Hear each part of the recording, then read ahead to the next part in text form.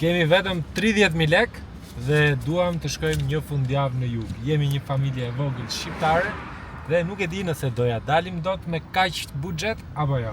U nisëm drejt Gjirokastrës dhe zgjodhëm të kalojmë nga Elbasani për të evituar trafikun e Durrësit, por nuk i shpëtuam dot. Me qetësi dhe dashuri furnizohemi me 5.000 lek karburant që me shumë mundësi nuk do na dalin, por e provojmë. Më pas nisemi se kemi rrugë për të bërë. Ndalesën e parë e bëjmë buz lumit Vjosa. Te ky agroturizëm shpenzuam vetëm 500 lek për dhallë dhe ujë. Se pastaj thoni që ngelet duke ngrënë restoranteve.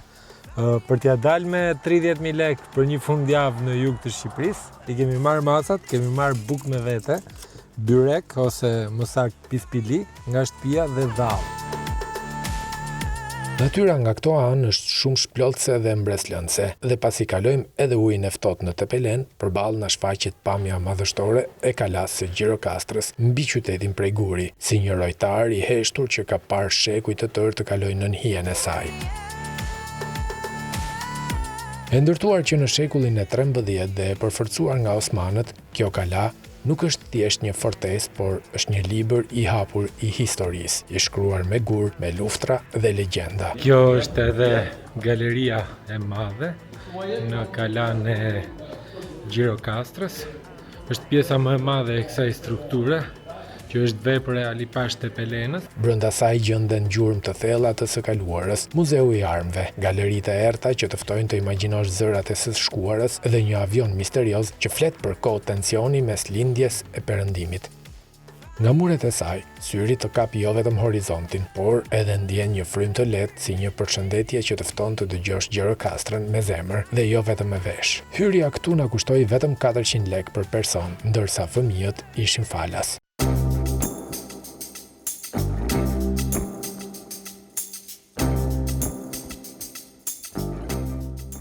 Bëjmë na i gjara për se muzit. Po këto i ke bërë ti? Ai, bëna jo. Po erdaj prën qikuj edhe në njën qik. Se muzitëm. Mirimi? Mirë. Sa vjeç je? Na je Tirana. Nga Tirana. Tirana s'pura e të i vatur. Jo, i vajtur. Ku ka Tirana puro? Po na i të thëmë, po na je. Në orgjit. Vetëm Gjirokastrit ka puro. Jam na Gjirokastra thëmë drejt. Jam na një fshat pas malit që e kam i Zhulat. Zhulat. Teksa zbrisnin përmes shkallëve prej kaldrëmi, u ndeshëm edhe me tunelin Nostalgjia. Brenda këtij tuneli të kthyer në muze, gjenden objekte që mbartin 3000 vite histori shqiptare. Por në videon e kaluar mund të ndiqni një intervistë detajuar me ideatoren dhe një nga koleksionistet më të hershme në Gjirokastër. Nuk kemi det, po 30 minuta, 40 minuta e kemi detin. Ja ku e kemi detin.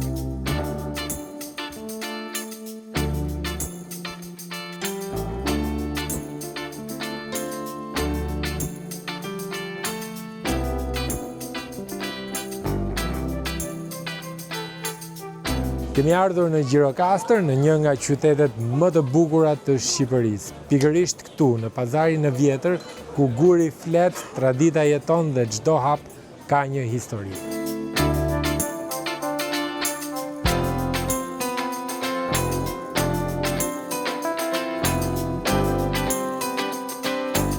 Ky pazar u ndërtua në shekullin e 13 dhe ende sot ruan frymën orientale dhe tingujt e një kohe ku zejtarët, tregtarët dhe udhëtarët krijonin një mozaik të gjallë kulturash. Rrugicat prej kaldrëmit të ngushta e të përkulura në hijen e shtëpive karakteristike me çati prej guri të çojnë drejt dyqaneve të vogla, ku artizanët ende punojnë me dorë, rroba tradicionale, qylyma, punime druri e filigrani, të gjitha me shpirtin e Gjirokastrës të gdhëndur në to. Pazari nuk është thjesht një vend për të bler, për të pirë një gotë apo për të konsumuar ushqim, por është një udhëtim në kohë, ku çdo hap të fton të ndalosh, të soditësh dhe të ndjesh ritmin e një qyteti që jeton mes historisë dhe të tashmes.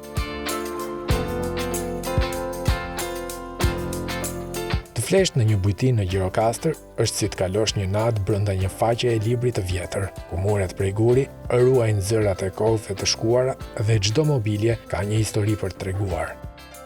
Dhoma është e zbukuruar me orendi të vjetra, perde të lehta që lëkunden nga një ere but mali dhe dritare që hapen drejt një panorame magjepse mbi çatit prej guri dhe kaldrëmet që zvarriten në kodër.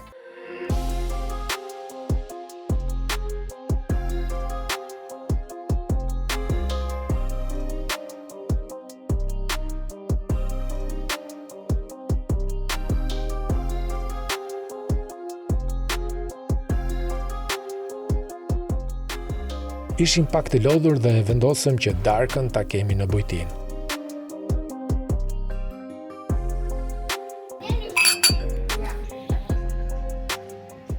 Qifqit janë një nga specialitetet më të veçanta në Gjirokastër, një pjatë e thjeshtë në përbërës, por plot shije dhe karakter. Përgatiten me oriz, vezë, qep, nenexhik dhe piper, ndërsa sekreti qëndron tek erëzat dhe duart e zonjës së shtëpisë. Kjo është receta tradicionale e Gjirokastrës dhe quhet qifqi. Ta provojmë se është një gatim që unë e provoj për herë të parë. Mëngjesi të pret në oborin me lule dhe rrezet e ngrohta të diellit. Me reçel shtëpie, djathë të freskët, petulla të ngrohta dhe çaj mali, një mikpritje që nuk është thjesht shërbim, por dashuri që buron nga zemra e vendit. Këtu ndihesh si mysafir i nderuar, jo si turist, si pjesë e një Gjirokastre që të përqafon ngrohtësisht, ashtu siç di vetëm ajo. Dhoma dhe darka e mbrëmshme kushtuan 85 euro. Tashmë, përpara se të nisemi drejt Ksamilit, duhet të vizitojmë shtëpinë e shkrimtarit Ismail Kadare.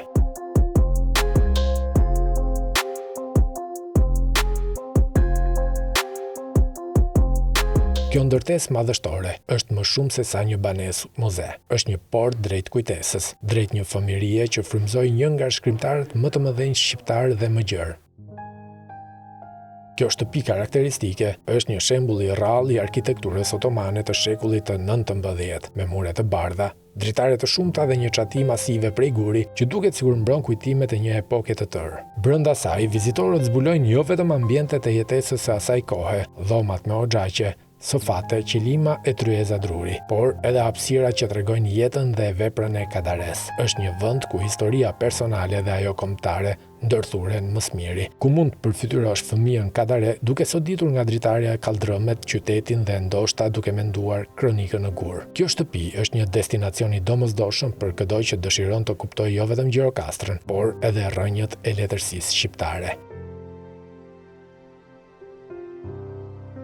Teksa lëm pas shtëpin muze, kalojmë përmes një rrugice që quhet Sokaku i të Marrëve. Një rrugicë ku legjenda mbart në vetvete humorin e holl dhe filozofinë e qytetit. Thuhet se aty shëtisnin njerëz që flisnin me veten, shpesh më të mençurit e kohës. Kjo në fakt më ndodhi edhe mua çuditërisht, teksa po thoja me vete që 500 lekë për të vizituar shtëpin muze nuk janë asgjë.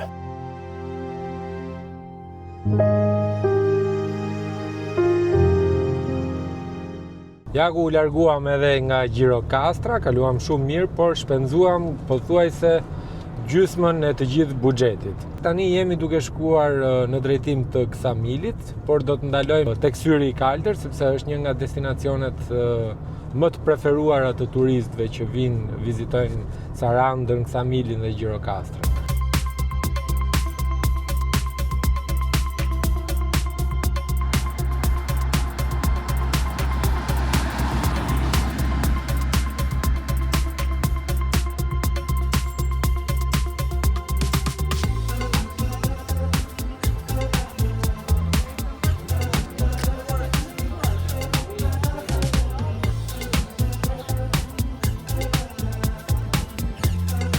Natyra këtej nuk ka nevojë për komente, por mbefasoi numri i lartë i turistëve të huaj. Hyrja këtu kushtonte 50 lekë për person.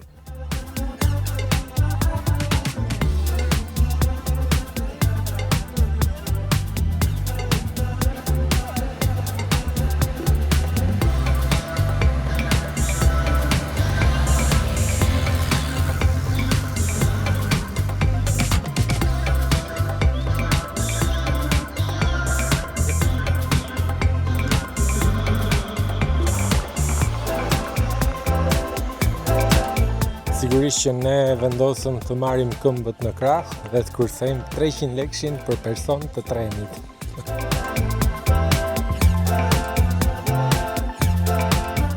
Syri i Kaltër në Sarandë është një burim natyror i rrallë dhe magjepsës, ku uji kristal blu buron nga thellësi të panjohura me një forcë të jashtëzakonshme. Legjendat thonë se aty ndodhej syri i një zane që ruante malet dhe kush guxonte të prekte ujin pa respekt, humbiste në thellësitë e tij të pafundme. Me thellësi që arrin mbi 50 metra dhe me një pamje që duket si një sy i kaltër që vëzhgon natyrën, ky vend është një nga mrekullitë më të famshme natyrore në Shqipëri.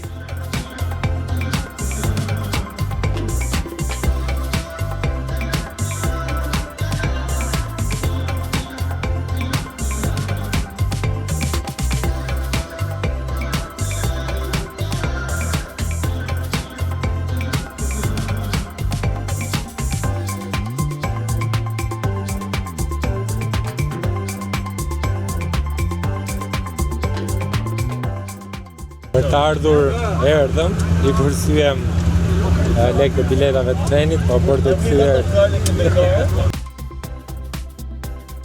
Ikëm edhe nga syri I kaltër se tani do t'ikim të marrim dhomën e hotelit.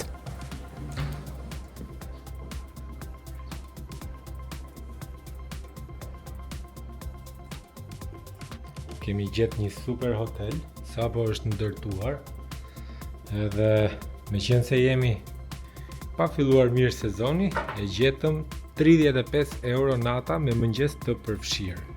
Edhe ka këtë pamje këtu.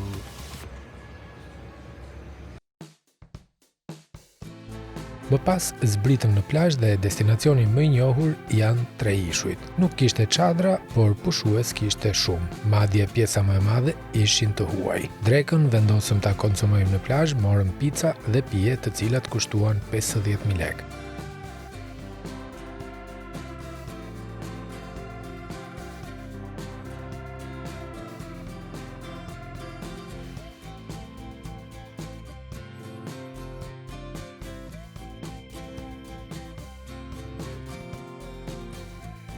Ndërsa në darkë konsumuam nga një aperol dhe diçka të vogël për djalin e shpenzuam 25.000 lekë. Mbrëmja në Ksamil ishte shumë e qetë dhe shumica e shërbimeve ishin duke u përgatitur për të nisur një sezon të gjatë.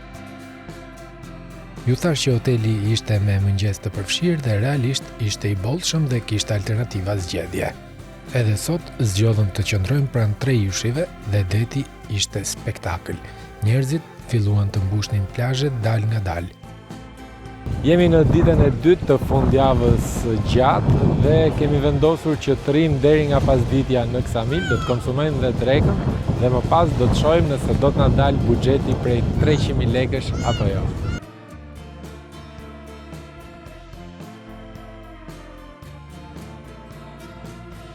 Vakti I drekës erdhi dhe ne preferuam të konsumojmë prodhime deti. Shumë mirë ishte shërbimi edhe gatimi, por pse jo edhe çmimi, pasi gjithsej paguam 70.000 lekë.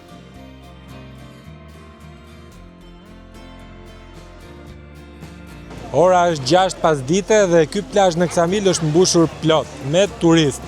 Kemi dhe turistë të huaj. Hello guys. Hello. Hello, hi. Where are you from? I'm from Bangladesh, but I live in London. Ah, from Bangladesh. Yeah. Did you come from London or from Bangladesh? From London. Okay. I live there. It's your first time here? Yes. And did you enjoy it? I loved it. Okay, thank you. Enjoy you. it. Even you are from Bangladesh. No, I'm from India. Ah, from India. Yes. Right, nga India. And is your first time here in Albania? Yes, first time me getting out of India. Okay. And how did you find this place in Europe? Not good. India is the best. Where are you from?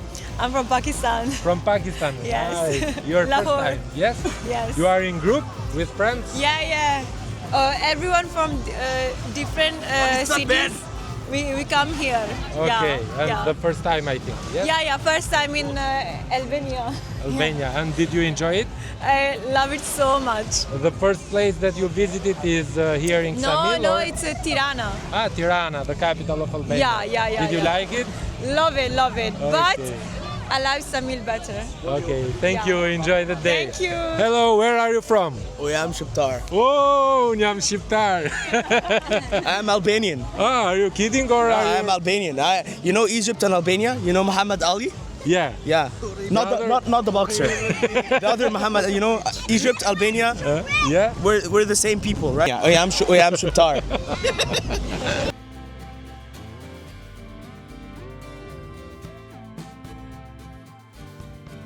Ja dhe fundjava mbaroi shumë shpejt, u kënaqëm, jemi në Ksamil dhe po nisemi për në Tiranë. Sigurisht që nuk na mjaftuan 300 euro apo 30.000 lekë të reja për të kaluar 2 ditë në jug të Shqipërisë, pasi kemi dhe një problem. Duhet kthehemi në shtëpi, por nuk kemi më karburant. Ishte një eksperiencë shumë e bukur, kështu që ju ftoj të bëni subscribe në kanalin tim dhe të bëni like nëse kjo video ju pëlqeu. Shihemi në videon e radhës.